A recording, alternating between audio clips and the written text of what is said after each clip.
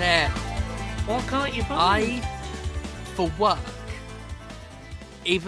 For work, and it will become apparent why, but I spent about 2 hours last night looking up synonyms for taking a shit.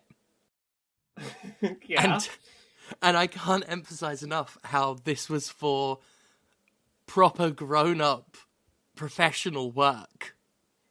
Yeah. Proper Yeah, sometimes life work. is like that. Yeah. But I can't find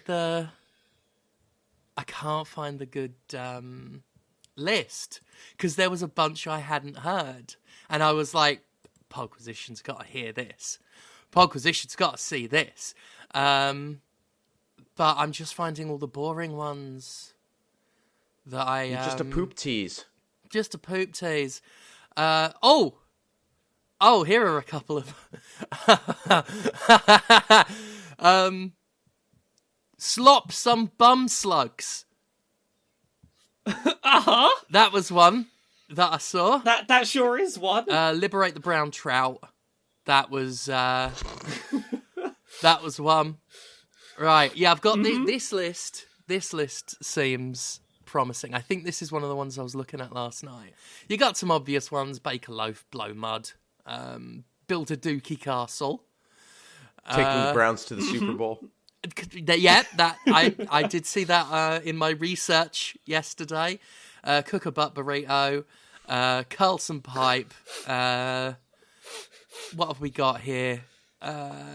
Obviously, we got the famous ones: drop the kids off at the pool, dump a stump, grow a tail, launch a butt shuttle. That's cute.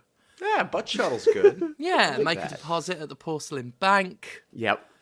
I don't like pack your underwear. That's not a euphemism for shitting. That's just a euphemism for shitting yourself. Yeah, I don't. And like not that. even a euphemism. It's just what it is. This one's classy. Park some bark. Park some bark. Park some bark. I like that. Prairie dogging. That one's come up a lot.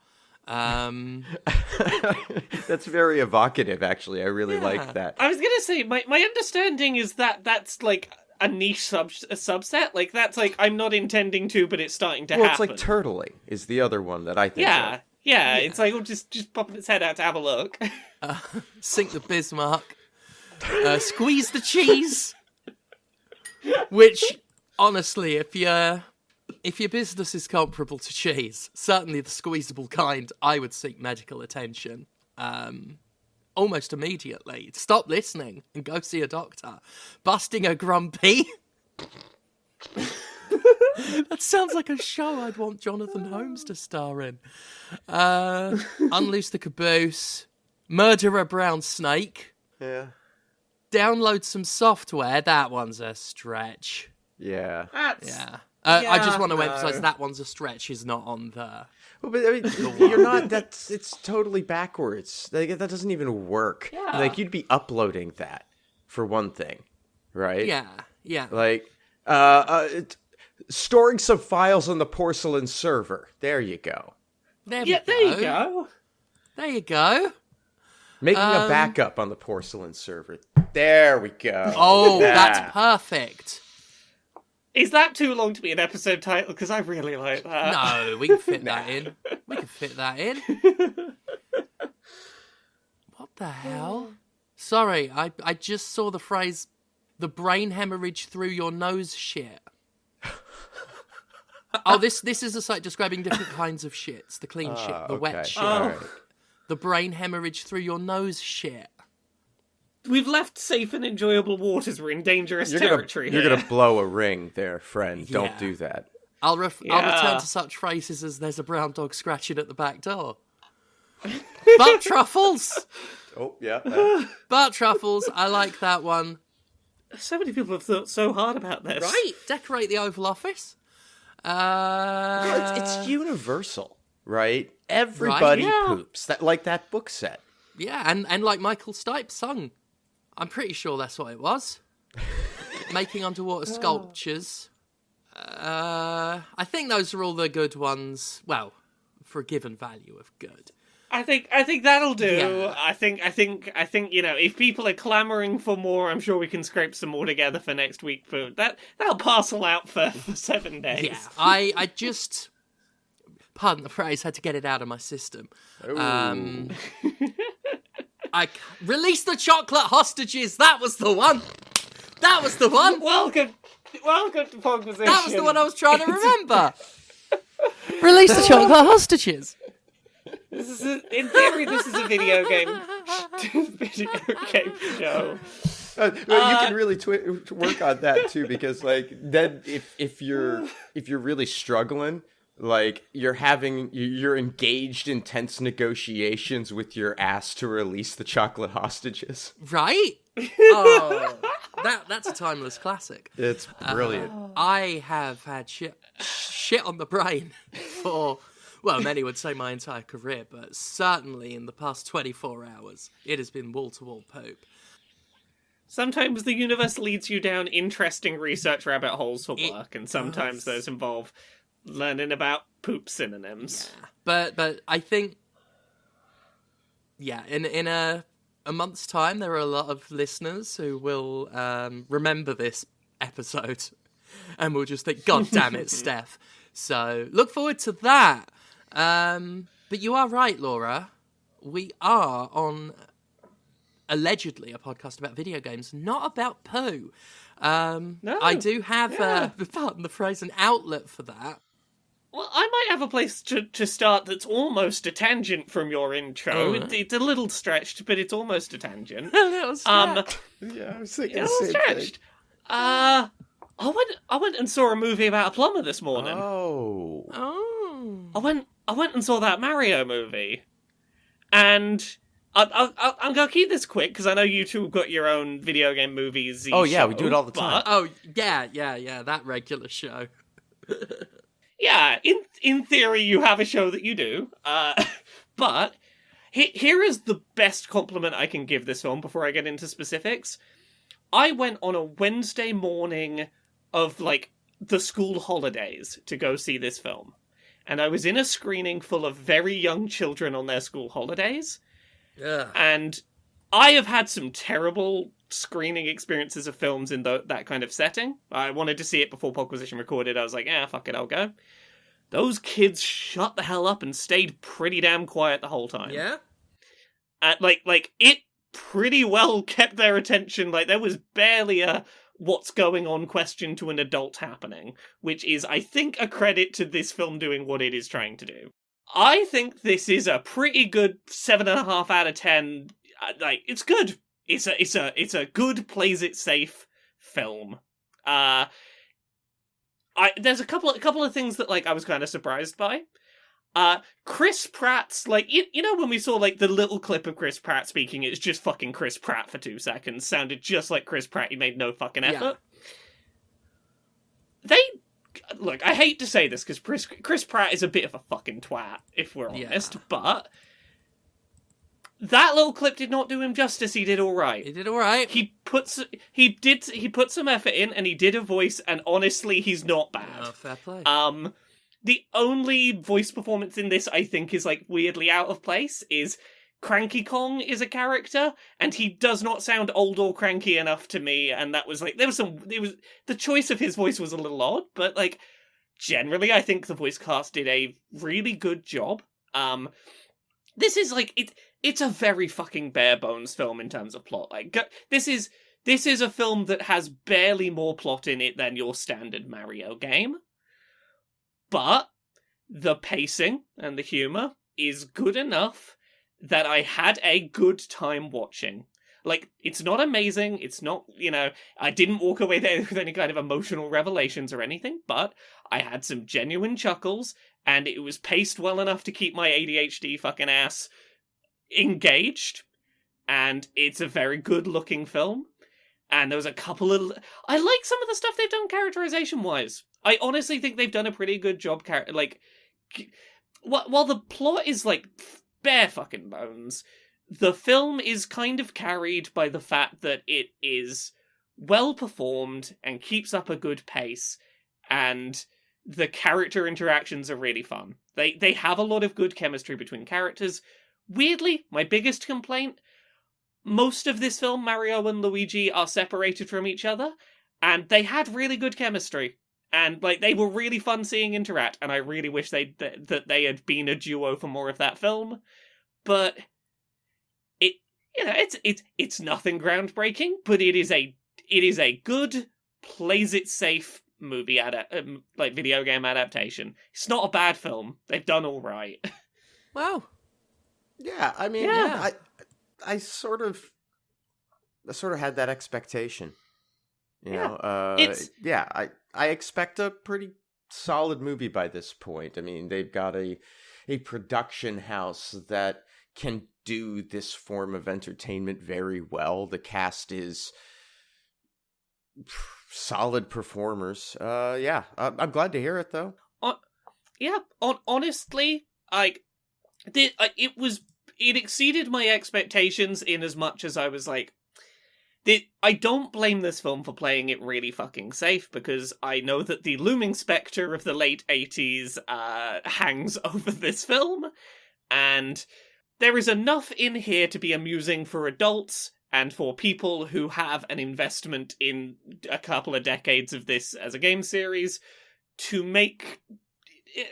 carry you through the fact that at times this is...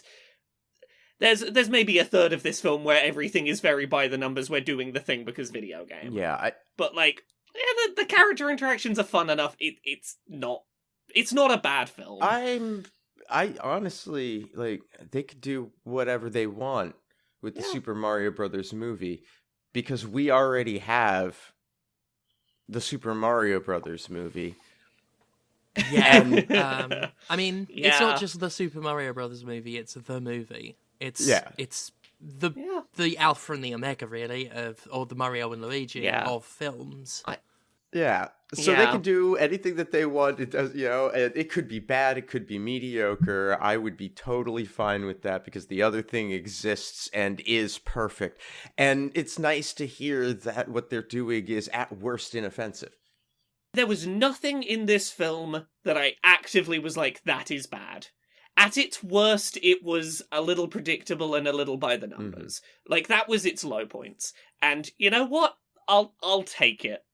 That is better than I had, the last few decades have taught me to fear with video game movies.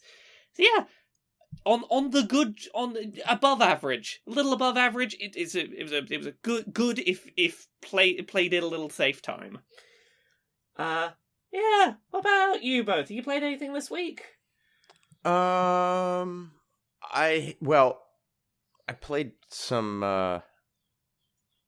Spelunky, as I'm prone to do. Yeah, and I'm really just popping in to say I beat Hundun on my stream Monday night, and I'm very happy with myself. It's only, I think, the second time I've actually done it, but it's the first time there's documented evidence of me having done it.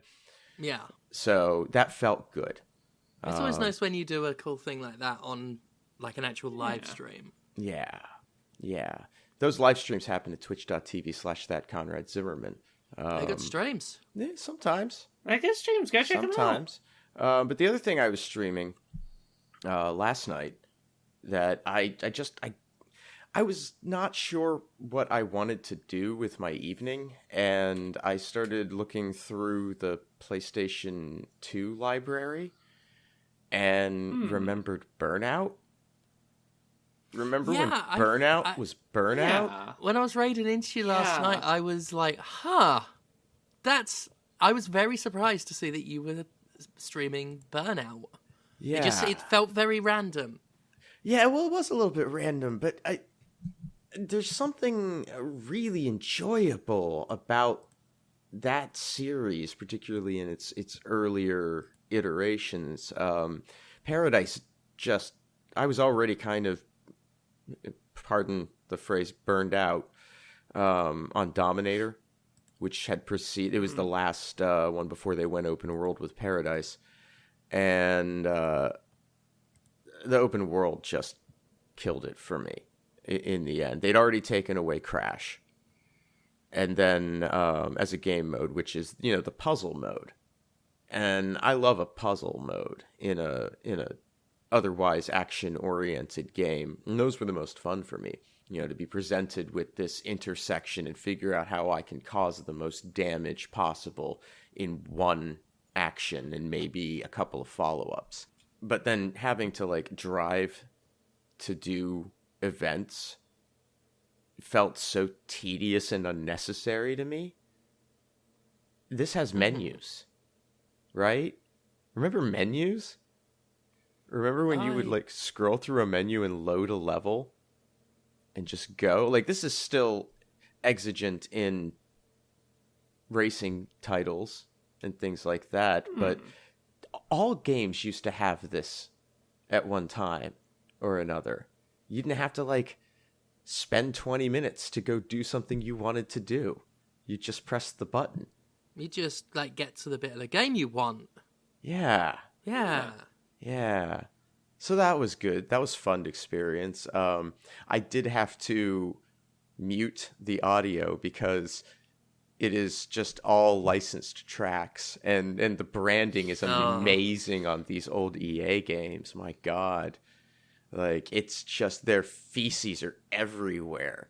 EA tracks and these weird partnerships, like the Logitech F1 car, or the Black car. Do you remember Black, the shooter from EA? Oh yeah. I think it was last year where I was replaying it and talked about it a little on Podquisition. Yeah, I replayed a bit of Black last year. It's a first-person shooter. It sure is. Mm-hmm. Boy, you do notice in games of this sort how much we've progressed graphically, visually, not just in terms of textures and models, but draw distance. Yeah. Boy, some of these races I am just running into shit because I couldn't see it and there wasn't enough, like, visual distinctiveness to make it stand out that I would observe it in time to prevent hitting it. And sometimes I just hit something and not even know what it was that I'd hit because there's just, the visual information is so garbled at its resolution that you can't really tell. Thought that was interesting, but still a really fun game, and I know I should never ask for things from the game industry because that's like a gin, but I would really love to see a bit of a return to, or even just another example of car combat or car action enter the market. And I think that, there's been a recent interest in 70s aesthetics and things like that in games. We had a bunch of roller derby stuff come through. I would love to see Demolition Derby be attempted with what we sort of know about game design now and the things that we could do. I think it could be fascinating. It would be kind of cool to see that game come back. Right? That would be neat. Yeah. So anyway, Burnout Takedown is still a lot of fun, and I will probably play some more of it because it is still a lot of fun. Steph, you play anything? Yeah, I played a game of note. It's a game called Dredge. It's... Oh, I've seen people play this. Yeah, it's sort of the indie game du jour, I guess. And well earned. It's very good. It's quite good indeed. I finished it today. And it's a fishing sim, essentially. You control a little boat, and you're on this ocean, and there are a couple of locations on this map. It's not a massive map, but it's, it's big enough for what it needs to be. The basic core of it, like the core of the gameplay, is you're fishing. You have this little boat, you're tootling around. Different locations have different fish, and there are a number of timed little minigame type things to catch the fish. Like a little circle with a marker going around it, and you've got to hit it in time with the marker hitting little coloured bits on the track. There's a couple of different ones, but they're all like that, all basically just sort of hitting markers when they hit the right target. Neat enough, fun enough. A big part of the game is inventory Tetris. For anyone who was playing the Resident Evil 4 remake and was like, "Oh, I miss that you had to manually organize your inventory with all these different shaped items," you'll be able to fill your fucking boots with this one. All the fish have different shapes, and all the other sort of items you pick up, like upgrade materials and stuff, they're all different shapes that you've got to place on a grid that you can expand with upgrades. And that's the general sort of premise of it. It's very chill, very laid back, until it isn't. For example, when some of the fish you bring up have blood seeping from their scales, or giant bulbous eyes that glow and can allegedly see a new sky. It's an interesting horror game on top of the fishing sim. This is most evident, and it doesn't take long to get into it, but it's most apparent at night when suddenly weird little cloudy whispers are making their way onto your boat, and if they manage to do it, then the fish you've caught will start to get infected, start to get covered with a weird sort of goo. Some of the NPCs will give you parcels to deliver to another town, and the parcels are like oozing black fluid and seem to be muttering things. You eventually sort of hit upon the core story, which is, well, I say eventually, very quickly hit upon the core story, which is collecting relics for this mysterious collector fella who will start granting you these extra powers that are a little less based in reality, like a little quick travel thing or a haste spell to make the boat go faster. It's really kind of cool. If you like that sort of thing, which I'm not ordinarily massively into it, but I did find it very easy to get into, this sort of loop of setting out from a safe area, gathering fish, going back, selling it. The stuff with the sort of horror stuff is fine up to a point. It's fine until it gets spiteful.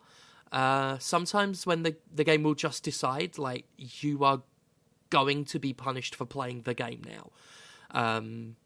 So here is a giant sea monster that's just going to smash into your boat and break bits of your inventory space and make your fish go overboard. Or, something happened today where there was a fish I'd been looking for bloody, like, half the fucking game. I've been trying to find this fish to give to someone for a side quest. I finally found it, made my way over to where the NPC was, and then some fucking eldritch crows turned up, swooped onto the boat and stole it. And that was it. I had no fucking recourse. They just took it. So sometimes the game's a little spiteful, but the majority of the time is very enjoyable. I found myself playing it and losing track of time doing so. So yeah, I know a lot of people have been talking about it, and it does deserve a lot of praise. It's a really good little horror fishing sim, and I do have issues with it. I do find it it can get a little tedious, and it can get frustrating with some of the attacks from the various sort of spooky things. But I would recommend both of you check it out. I think Laura and Conrad, both of you would get a lot out of this. I love a fishing sim. Yeah, it feels, as I was playing it, I was like, I could see both Conrad and Laura being quite into this. So yeah, I would recommend it. It is on my list to check out once I've got a little more free time to dive into something new, but it seems like it would be my vibe. Yeah, it's worth it. And the various sort of aberration designs of the fish, because every fish will have one or sometimes two variants to show the sort of mutant-y ones, and they're really cool. Like I said, there's a red snapper who's bleeding from behind its gills, so it's all just sort of translucent and red, or just a salmon with like black inky goo oozing from its mouth, and it's got a really nice art style in general. A lot of sort of it's almost all still art, like for character portraits and stuff. Although the little portraits for the fish do a little wobble and make a splatty noise when you move them on the inventory, which I like. So yeah, good, very good game. I very much enjoyed it. Yeah, I'll have to check that out. It does sound intriguing. Yeah. I played a bunch of little things this week. Like I've played a lot of stuff that I don't have like a huge amount to say about, but I can rattle through a few bits I've been doing. Probably the thing I've put most time into this week is I've been replaying Breath of the Wild from the start. Specifically, I've been playing on the game's DLC Master Mode, which is big old hard mode. So I've been wanting to revisit Breath of the Wild for a while, and considering Tears of the Kingdom's out in like, I think less than 6 weeks now, I wanted to go back and replay it, and I've been putting off doing so for a long time because, like, for me, a big part of the experience of that game was the novelty of being in that world for the first time and not knowing where anything was and what anything was, and just sort of the exploration was the journey. And I've tried dipping into it a few times in the years since, and the lack of that same first experience just kind of... It wasn't the same as what I got out of it the first time, and I've sort of fallen off it a couple of times. And I've seemed to have stuck with it more on this revisit, and I think it's because I have gone in explicitly to try and get something very different out of that experience. And what I've done is I've been playing on Master Mode, which for anyone who's not played Breath of the Wild on Master Mode, it's a bit of a jump up in difficulty. Not only do creatures do a lot more damage to you and have more health that you need to chip away, this is the thing that like is a bit of a hurdle initially. Enemies have a degree of health regen, which means that you cannot just run away, come back, chip at them a little bit, run away, chip at them. I wish the fucking swords did. You have to be aggressive with your attacks. You have to like stay in, keep up the pressure, not back off. But it also, because of, as you sort of alluded to there, the weapon degradation, you have to go into fights very deliberately with equipment ready. And that has very much changed the way I've thought about this playthrough. It weirdly, the biggest hurdle of playing it through on Master Mode has been the Great Plateau. Because as soon as you get off the Great Plateau, like, you can... This game is built in such a way you can go get shit that like, you can go get some armor that'll make it so that you're going to be a bit sturdier, and you can go get some stuff to, like, jump start a bit to catch up with the difficulty jump. But I've been playing through... the way I've sort of been doing this replay is I went and unlocked all the map towers, I went and did all the sort of core story dungeons, and then I went straight to go do the Champion's Ballad DLC, which is a handful of, like, very difficult puzzle shrines that are definitely more of a mental challenge than anything in the base game.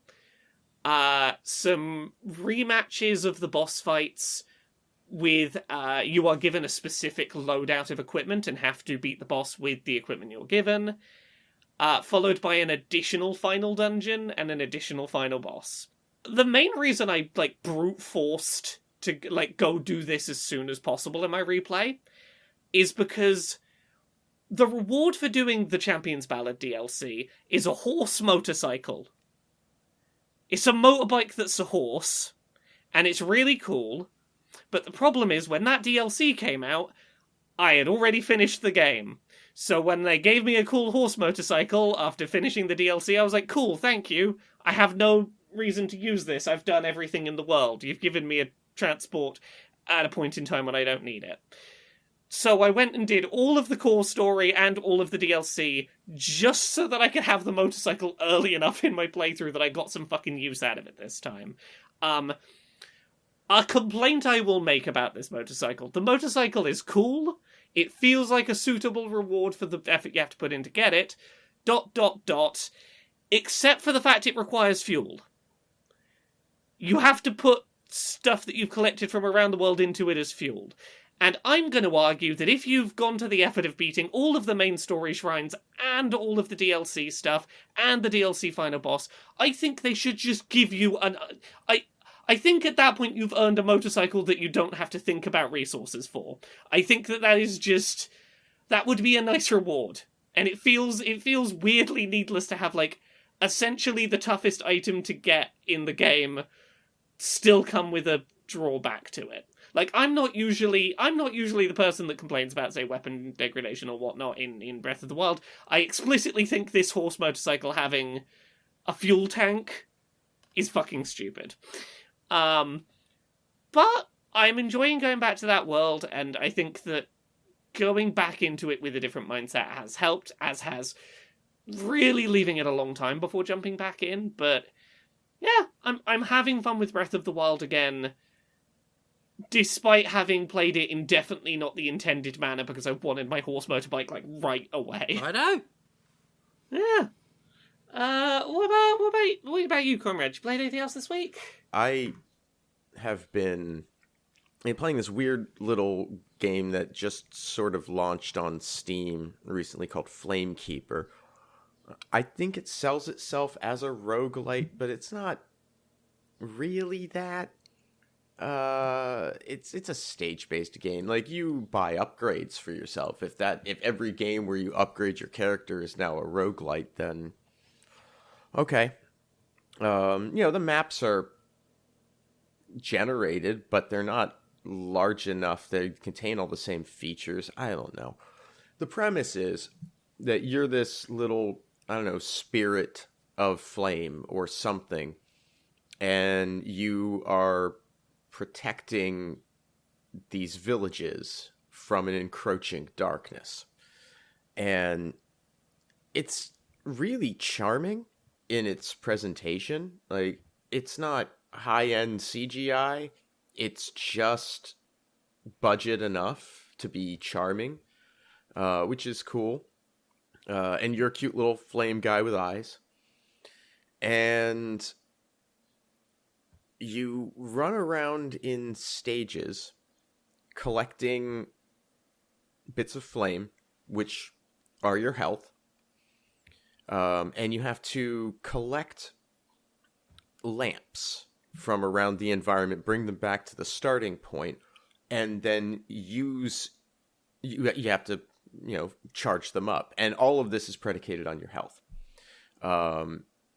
You use your health to unlock the things that hold the lamps, and then you have to take the lamps back, and then you'll use your health again to feed the fire, the main fire. And so your currency is the health, essentially, and there's this constant sort of push and pull between having enough health to deal with the enemies, which, by the way, if you're an arachnophobe, this is just not going to be the game for you. It's just not. You won't penetrate the first stages because it's just all spiders for the first batch of 6 levels, I think. It's just all spiders. So you run around, you have to kill enemies because they drop the currency that is your health that you then need to spend in the progression of the stage. And And it's also used to like unlock little lamps that provide some passive resources. And it's all just sort of very kind of samey right away. It doesn't, and each of the biomes of the game, like the, I don't know, groupings of stages, there's 3 of them in each, and they get escalating in length. So the first time you just have to do 1 level of feeding the fireplace, or the campfire, I guess they call it, to, its maximum with all the lamps, and then you move on. And then the next one is, well, now you've got to do that like 2 times. And that kind of sucks, because it wasn't super fun the first time. And the subsequent times, it just feels very repetitive. But this is necessary because it's really the only way to give the player enough opportunities to get the resources that they need to upgrade their abilities back at base camp. So, like, I understand mechanically why it kind of has to be there to some extent, but it's not thrilling.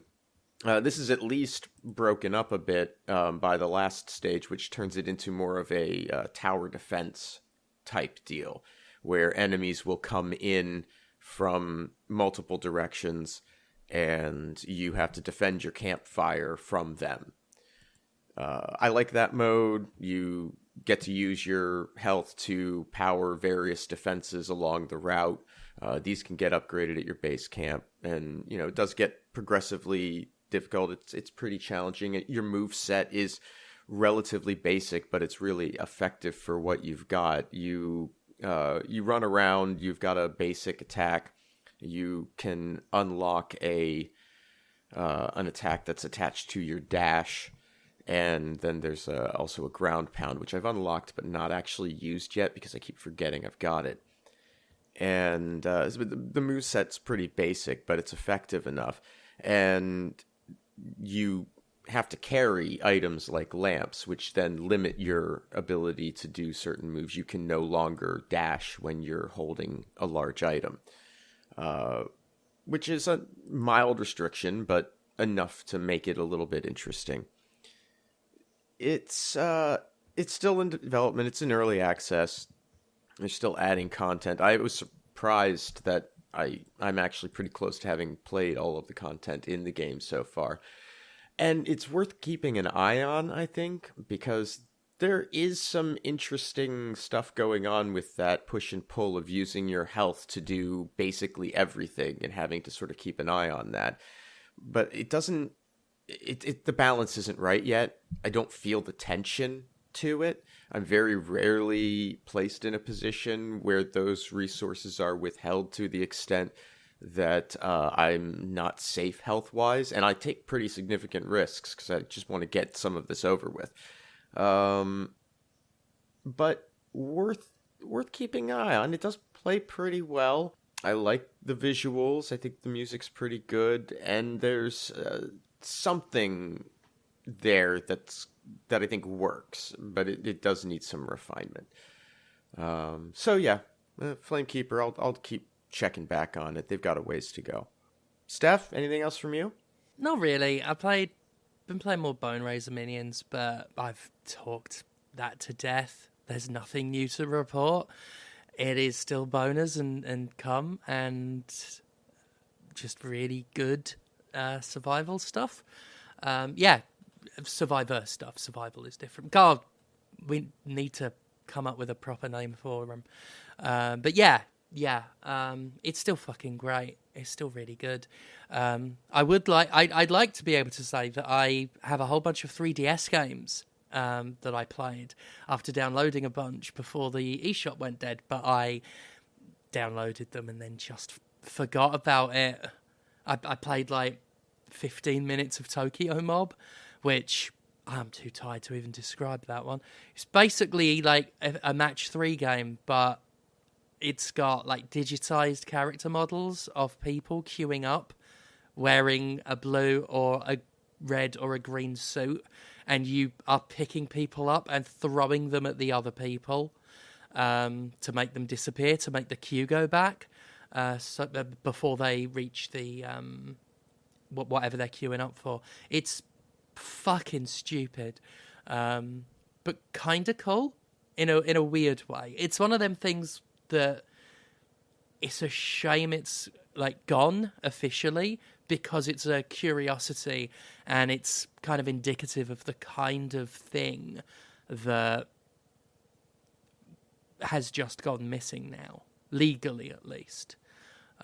So it's Tokyo Mob I played a bit of. It's very weird, but kind of cute, and an interesting take on the whole match 3 thing. But that was it. Most of my time was with Dredge. I've got a couple of little things to finish off with quick. It's time for another visit to Laura's Playdate Corner. Oh, must be nice. Yeah, it was pretty nice. Must be real nice.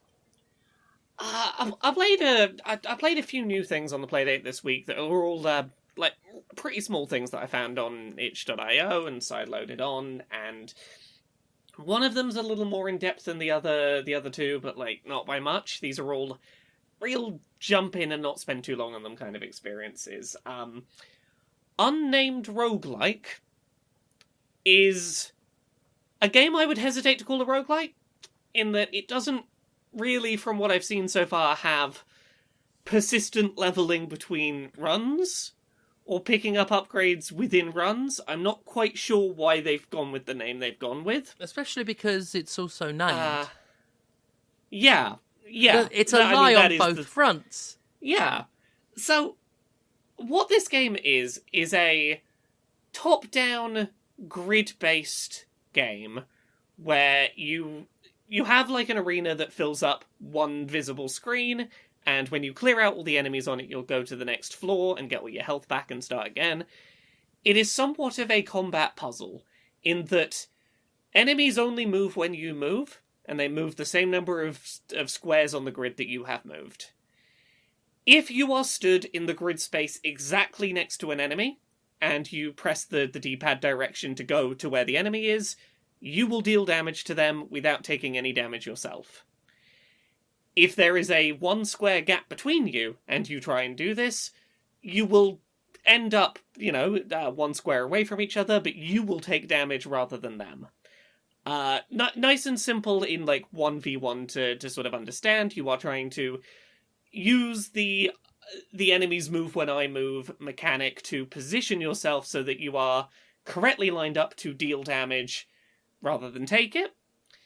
Obviously, it gets a little bit more complicated when there are multiple enemies, and sometimes they will have differing attack ranges to think about, or will deal damage differently, and sometimes there will be things trying to attack you from one side while you're trying to attack in a different direction.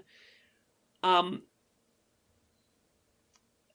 biggest point of confusion I have about this game, because, I generally have enjoyed it for what it is, which is a little top-down puzzle-solving combat thing. You clear out all the enemies, you go down to a new floor, things get tougher. It's a nice little bite-sized puzzle. But the thing that frustrates me is this game has multiple playable character classes, and if they do anything different other than aesthetics, I can't work it out. To the degree, and I feel like this is the best way to explain the difference, I played as both a sword-wielding warrior and a mage, and I assumed maybe the mage can attack from 1 square back, so there's a better chance of doing the attacks without taking damage, because they can do range stuff because they're magic.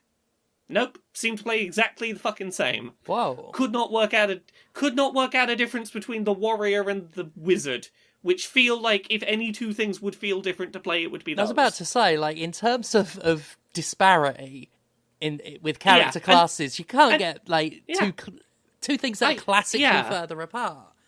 I tried a couple of others, but those are the two that feel like the best example of I feel like I'm missing something because I can't work out why these two don't feel different. Yeah. But if you treat it as just aesthetic, it's a neat enough little puzzle of trying to avoid taking damage and deal damage. I like that you fully re-heal health as you go down new floors, so that each time the floor is properly balanced for you having come in with full health, and it is a completable challenge, which, like, it's a nice way of making sure that, like, every new level starts completable.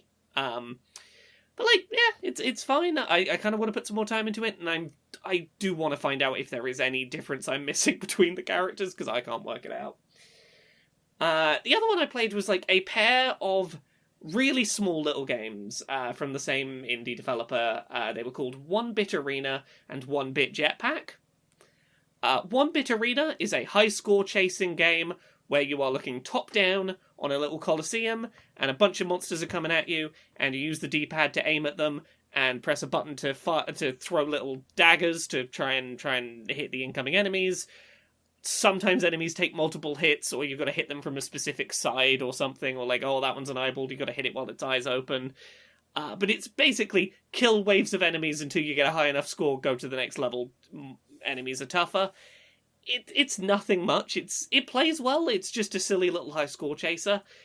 In a similar vein, 1-Bit Jetpack is a side-on perspective game where you can sort of float up in the air with a jetpack, you have a little gun that you can shoot, enemies are coming at you. This one had slightly more of a mechanic to it, because you were trying to fly around the stage picking up parts of a rocket ship and bring them back to, like, build this ship, and that's how you got to the next level. So it required you to be shooting off enemies that were coming at you, but also doing something as well. Neither of them is, like, amazing, but they play well, and they're silly little things to play around with if you're just in the mood for high score, you know, scratching of an itch. The only other thing I played this week that I will very quickly mention, and this is not a Playdate game, I played The Murder of Sonic the Hedgehog. Aha. I love that name. Well, now this is the joke, right? Well, it's a joke, but it's also a officially released Yeah. thing that's a real thing that's playable on Steam. So look, I'm not a big fan of April Fool's Day, but I do like the category of April Fool's Day thing where something gets posted and then it's actually released and you can go play it and it's actually, like, more than just a joke. So my understanding is this was not developed by the core Sonic the Hedgehog team. This was entirely created by the Sonic the Hedgehog social media account and the team behind that.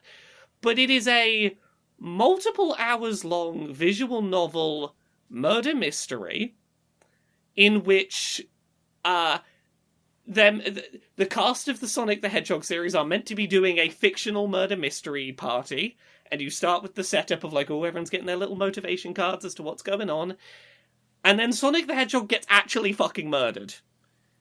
Okay. And you gotta do a murder mystery and go solve Sonic's murder. And I will say, there is more effort put into this than I would have expected. For anyone who's played a Danganronpa game, and, like, sometimes in the middle of trying to do an investigation, there's suddenly just a weird gameplay segment, this has that. Sometimes to work out the answer to a problem you're trying to solve, your lead character gets a Game Gear out their bag and just starts playing a side-scrolling Sonic level to try and free up their brain until they think of a solution.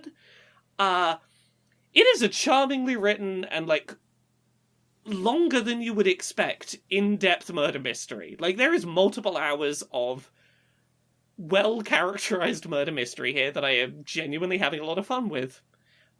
It is more than just a silly little joke. It is a genuinely interesting visual novel murder mystery. So, honestly, yeah.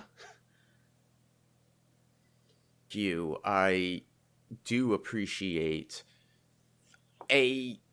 well, first of all, I think a great way to, as a company, approach April Fools is to take the piss out of yourself, you know, and so that's always good. But, you know, any other day of the year, you put up some lazy thing on social media, we just call it a shit post. But on April 1st, for some reason, we're supposed to, like, it's ridiculous. And we're all supposed to do it that day. Like, it's fucking... So, if somebody is going to the effort to make a prank, to or to do something fun associated with their product or service. I hate marketing, but I love marketing. I love marketing. I like marketing when it commits to the bit.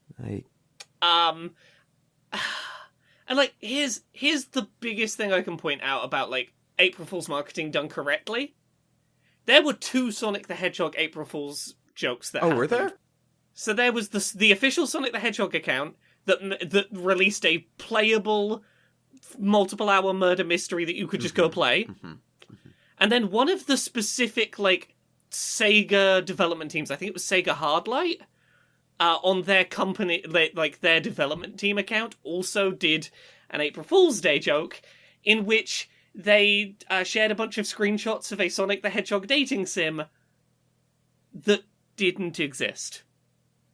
They were just Photoshop mock-ups of a thing that people would want but doesn't exist. And, like, that's both the same brand, and, like, the sheer difference in those...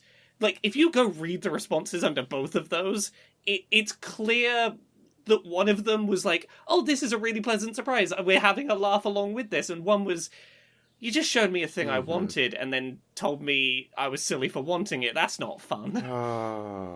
That's the problem with so much April Fool's stuff, is it's not a joke, it's just a lie. I usually end up just calling it Liar's Day, because it's just people telling lies. Yeah, I told you a lie, and you went, oh, that's a thing I would like, and then it's like, ha ha ha, not only do you not have it, but you're stupid for wanting it. Yeah. It's like when fucking Fred Schneider said it was a rock. But it wasn't a rock. Rick, it's an audio medium, Fred. If you tell me it's a rock, I'm going to think it's a rock. Don't say condescendingly and with the tone in your voice that implies you think I'm stupid that it was a lobster. They're 2 very different things. Fred. So yeah, go check out The Murder of Sonic the Hedgehog. It's pretty good. Should we do some newsy bits? Yeah, I just got one thing to say very quickly. Yeah? Strangle a Snickers.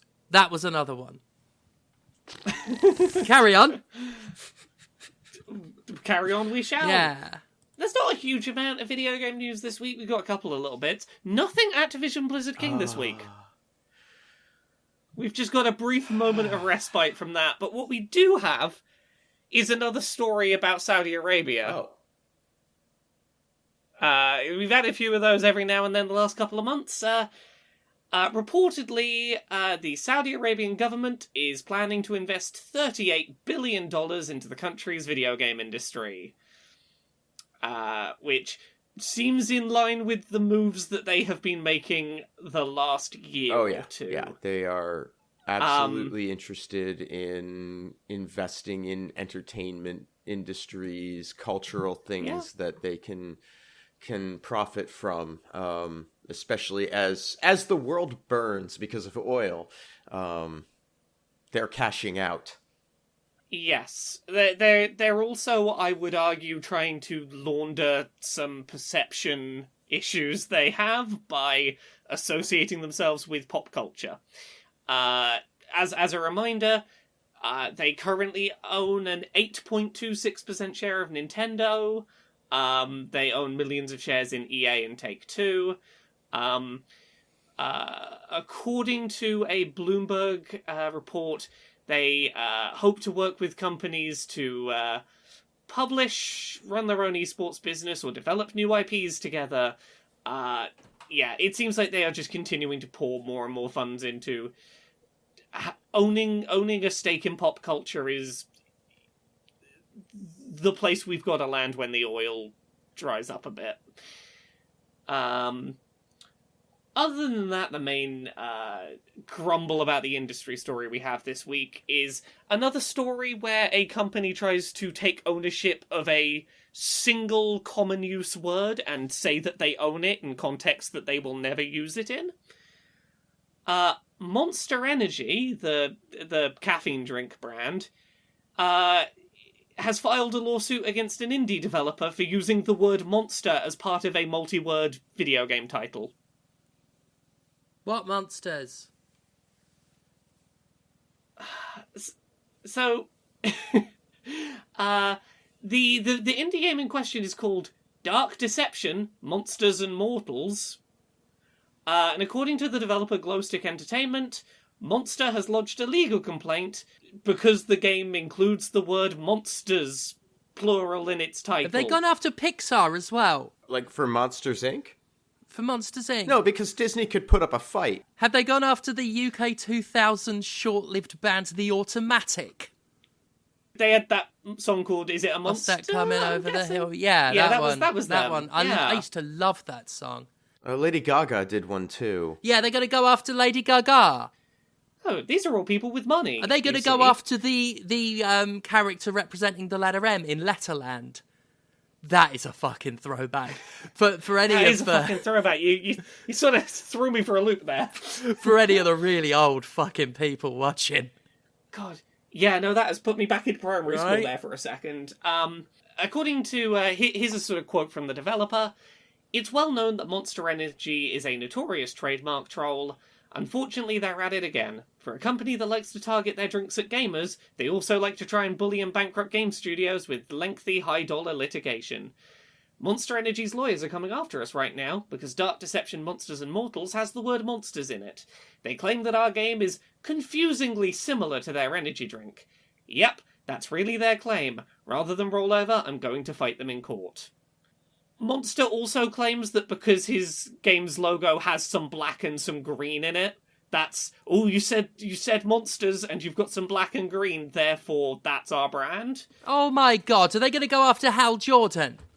Are they going to go after Luchasaurus? What's another one? What's another black and green? Marvin the Martian? Marvin the Martian, are they going to do that? This isn't the first time they've gone after games. They've gone after big studios before. You remember, what was that? The Ubisoft game Immortals Phoenix Rising. Do you remember what that was originally called? Wasn't it called... Hang on, I've got it here. Ultra Fiesta Mango. So close, so close. It was called Gods and Monsters.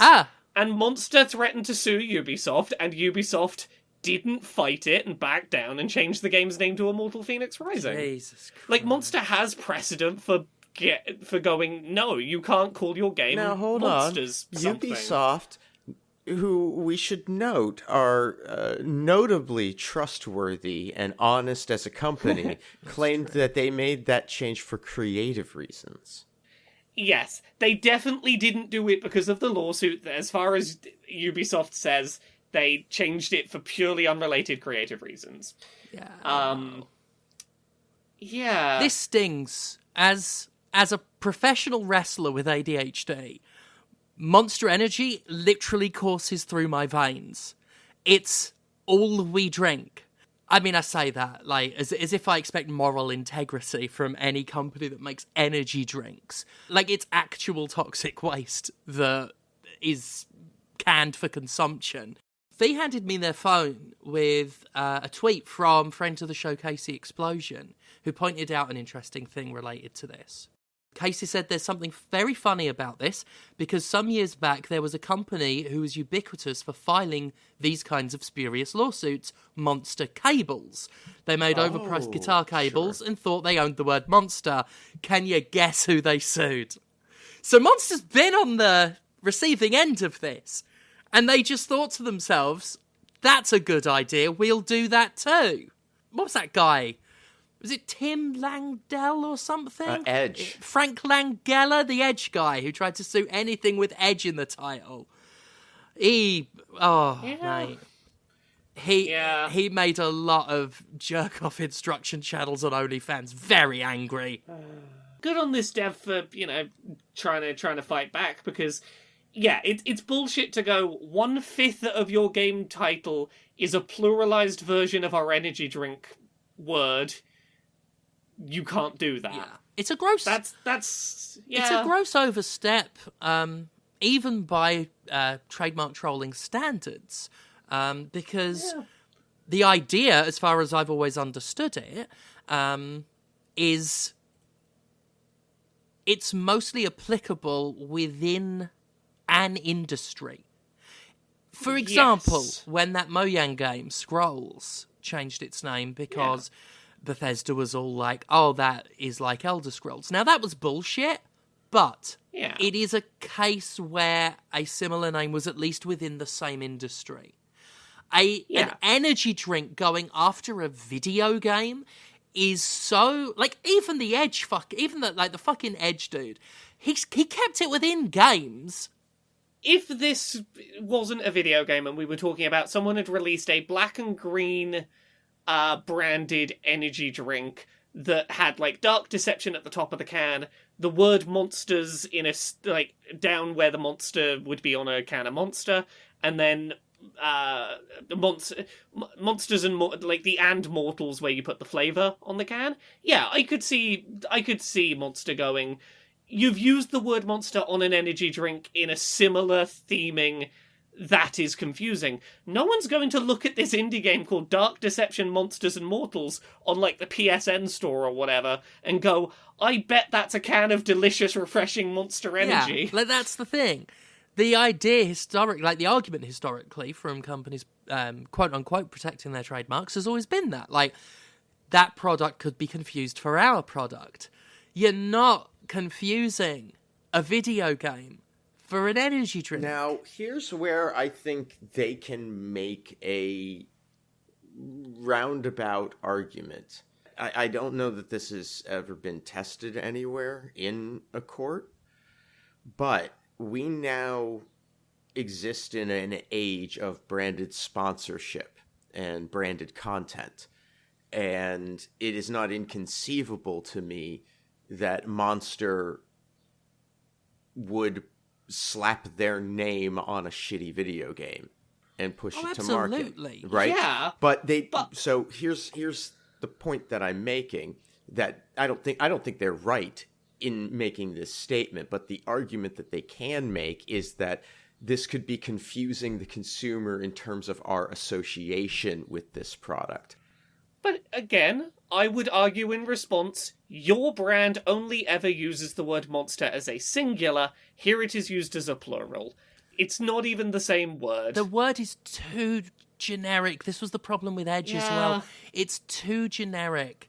If we allow for that kind of thing, then we are fucked. Oh, yeah. Like, who's claiming ownership over the, like, universal, generic, store-bought words? Like, you, especially for video games, media fiction media in general, to take the word monster and say that's ours and your media product can't use it because we've slapped it on a can.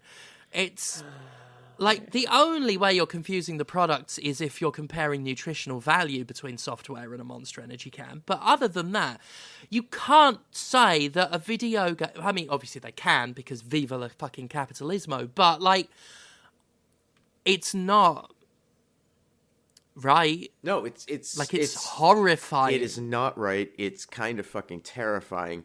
And I take some solace in the knowledge that it is very, very unlikely, and I mean sad in many ways. I'm not celebrating this, but I strongly doubt they have the resources to take a case like this to its conclusion, like ultimately to the point where it would have a significant legal impact in this country.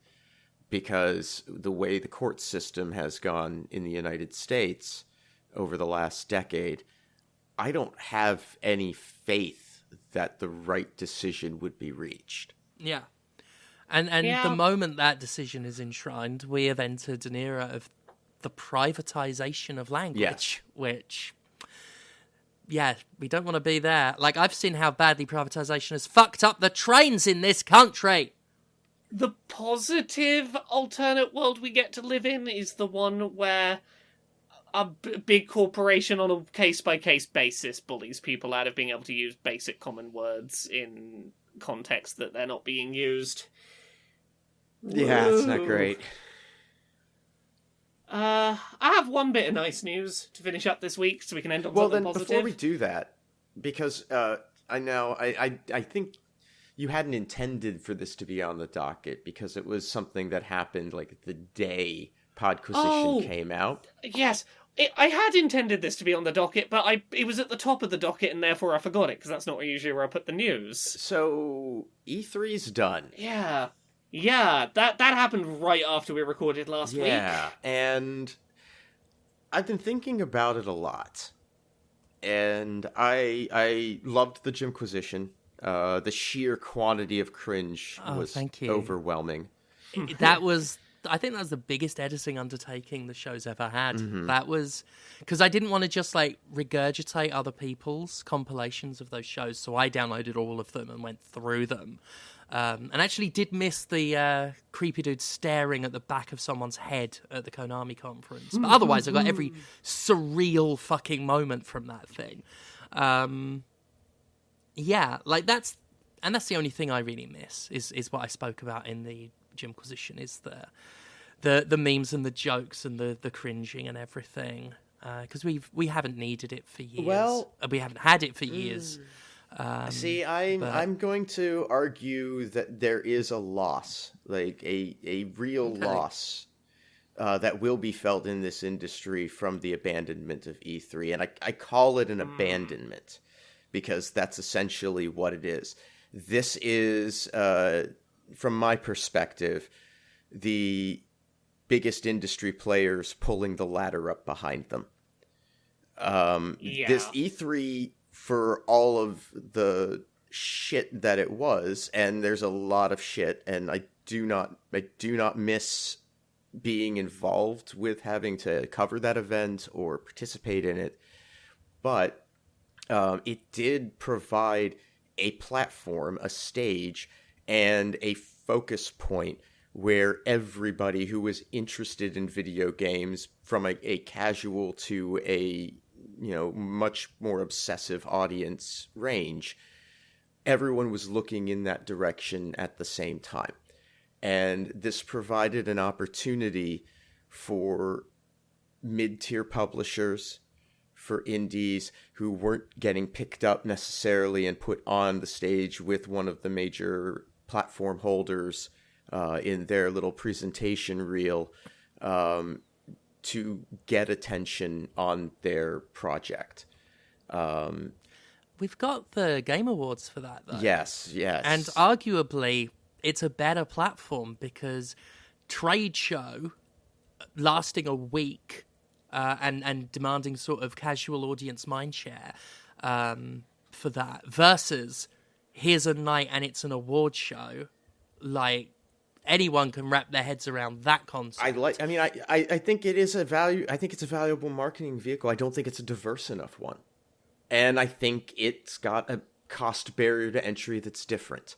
Possibly, but I would argue that, like, for all the attention that indie games could manage to get at E3, we are getting basically the same level, because the smaller indie games at E3 rarely ever got a look in.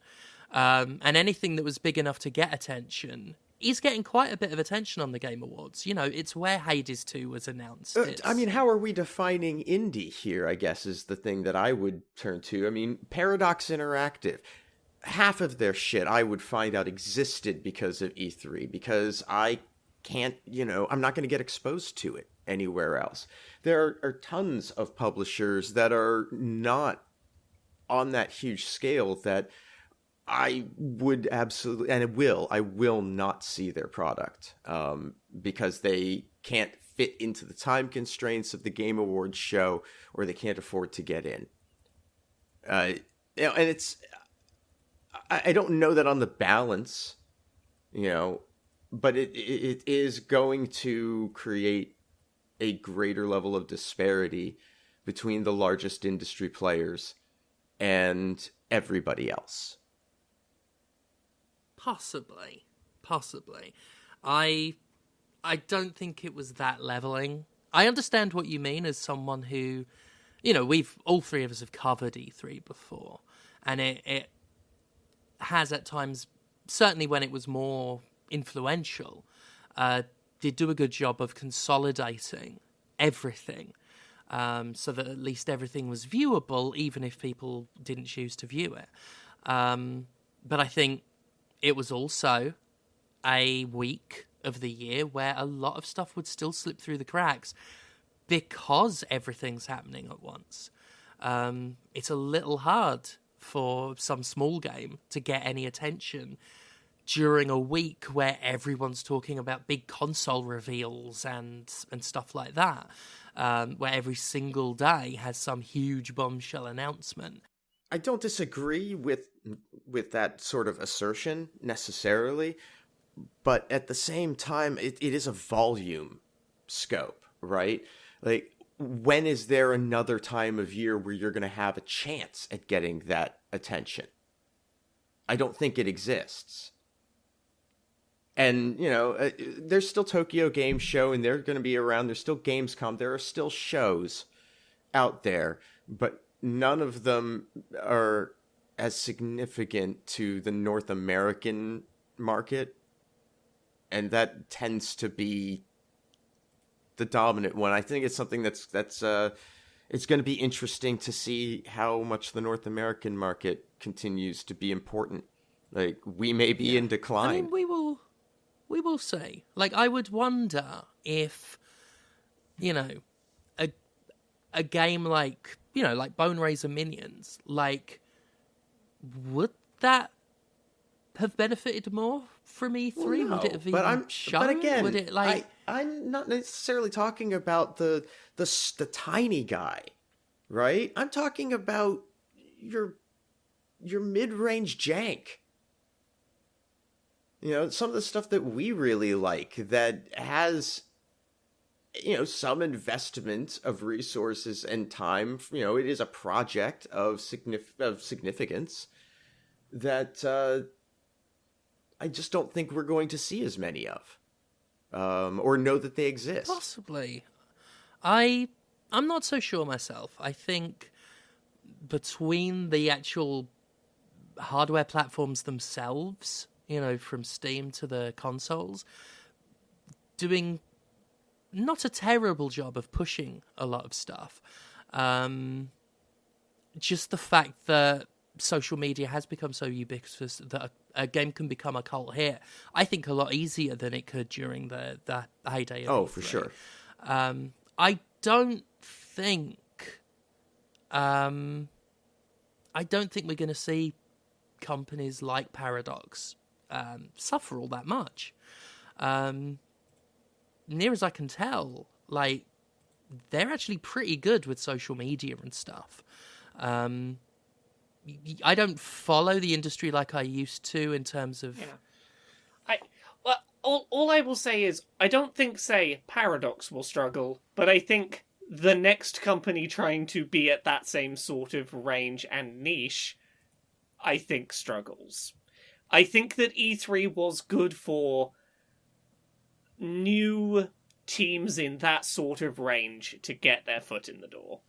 And I don't know whether the numbers back that up, but my gut says that Comrade is correct to some degree. Yeah, I don't think it's going to mean the collapse of, No, but I think there is something to what you're saying. And, like I said in the Jimquisition, E3 had a purpose. It wasn't, like, completely useless. It was necessary at one point, for sure. At one point. Like, I mean, I was reflecting on this with some people in my Discord recently. E3's function as a public-facing marketing tool is a relatively recent innovation. When this show first sort of started out as a part of CES, it was because they needed to get video games into retailers. That, and that was what a lot of the business continued to be for a long time. But we have seen consolidation in the retail sector and in the games industry to the extent that neither of them has any use for this show anymore.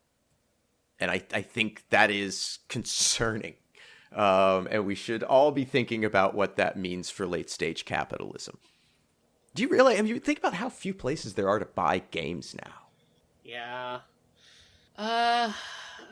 We got one other thing to quickly go over before we finish up this week. This is just a nice little thing. This is a thing I've been asking for ages. I'm really glad to see it picking up a little bit. I think it was about a year or so ago, Xbox introduced accessibility tags on their online store on the Xbox, where you could look up a game on the Xbox store and on the store page see a listing of what accessibility settings it has. And particularly I really like Xbox's implementation of this, because to get those accessibility tags on the store page, you not only have to have that setting offered in your game, but it has to be to a degree of quality that Xbox is willing to go, we are happy to advertise you have that feature. It's not just present, but it is implemented well. I think this should be a standard across the industry. Xbox has put a really good example of how to do it, and we've seen a little bit of it picking up. This week, it was announced that, I think by the end of this week, PlayStation 5 is getting the same. You'll be able to go on the PlayStation Store on PS5, look at a game, and see if it's got accessibility settings listed on the game itself. Now, a couple of little caveats. At launch, it's largely going to be first-party titles that have these tags implemented, and it will be a process of getting third parties on board with taking part in the system. That is much how Xbox's setup is, but Xbox has been very proactive about pushing for those, so fingers crossed adoption is good with third parties. Additionally, we don't know what the execution is going to be like, because at the time of recording this, it hasn't gone live yet. I really hope that PlayStation takes a similar approach to Xbox in that they have a level of quality threshold that needs to be met in order to get those tags, rather than just tick box, yes, they're in there. But this is a really positive move forward, and it now means that Nintendo is the only one of the three console manufacturers that isn't doing this, and I hope that continues to spread, because making it so people who are disabled can look at a game on a digital store and see without purchasing whether it has the settings they need is just a really good move. It's just a really nice thing for the industry. That's just a nice thing I want to end on, because gaming news is sometimes miserable. But yeah, I think that's it. Yeah? I did it. Yeah. Yeah. Yeah. God, I'm tired. Sorry, it only just hit me just how fucking... I took ADHD meds and started working and then forgot to eat all day and then live streamed thinking it was Monday and then almost passed out on stream because I hadn't eaten, and then I had to eat a pie and beans on stream. I don't like eating on stream. God, I'm so fucking tired. But, Laura. Yeah? Here's me talking about doing a lot of work. You do a million work, and I'm sure people would love to know about it. I do a bunch of stuff. You can find me at Laura K. Buzz pretty much everywhere on the internet. I've got that good unified branding. Twitter, Twitch, YouTube, TikTok, Patreon, whatever platform you use, you can find me at Laura K. Buzz. A couple of things I've guested on that are worth checking out this week. Over on the YouTube channel Headache, I spoke a little bit in a video called April Fool's Day on the Internet, where I talked about autism and April Fool's Day and the fun that is this day for people with certain neurodiversities. I also guested on an episode of The Spin-Off Doctor's Spin-Off, which is a podcast that reviews video game movies, but not the ones that the spin-off doctors would talk about, really obscure, weird little shit. So we reviewed Super Mario Brothers: The Great Mission to Rescue Princess Peach from the late 1980s. So you can go listen to us spend an hour and a half prattling on about a late 80s animated Mario movie. Just Laura K. Buzz, you'll find me in all the places. Lovely. Go check out the stuff. What about you, Conrad? Oh, you could find me at Conrad Zimmerman on Twitter and Instagram. You can hang out with me on Twitch at twitch.tv/thatConradZimmerman. You can buy anti-capitalist propaganda that I make at pinfultruth.com. Listen to me on the podcast Let's Talk About Snacks, talking about snacks, or go check out Red Planet, which is a show I produce hosted by 4 lovely leftists who want to make the world a better place and help you to do it too.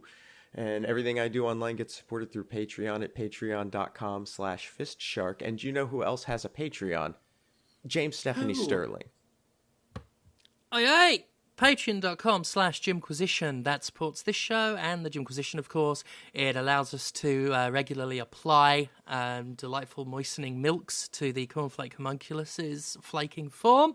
Do check out that Jimquisition that Conrad mentioned. The Death of E3 celebration special. Very proud of it.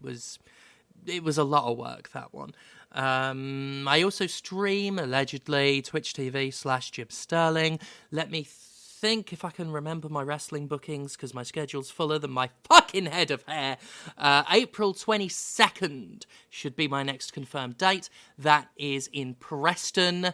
That is with PCW, where I will be representing them as their women's champion.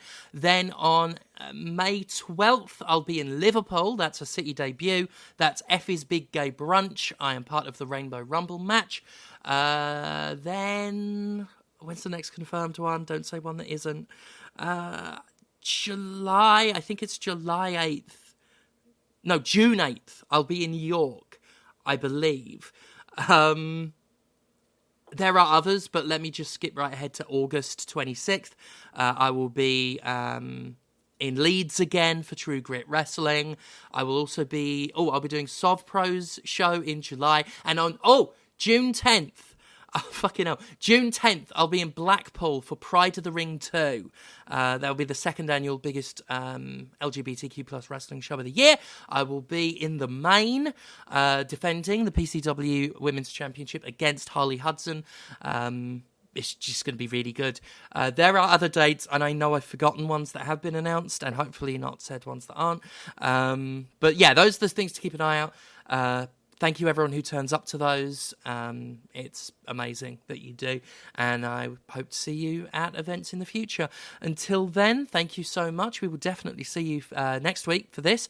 Thank you as always. We'll see you then. Bye. Bye. Bye.